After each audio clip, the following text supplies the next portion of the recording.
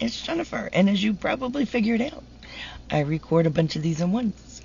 And we are on to day 9. So let's see if we can find it.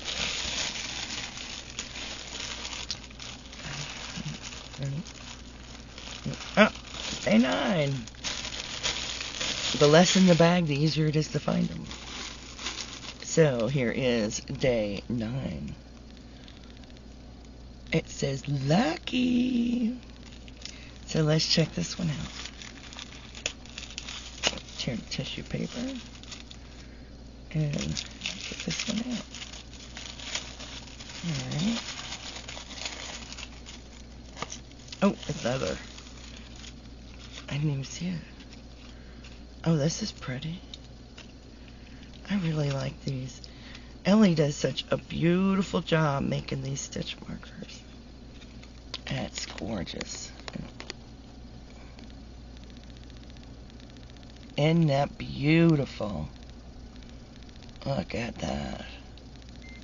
That's beautiful. I love that. Now, I do use these for both my knitting and crochet. In knitting, they make great progress keepers, but the way these are shaped, I can use them on the needles as well. So, I am rather happy with that.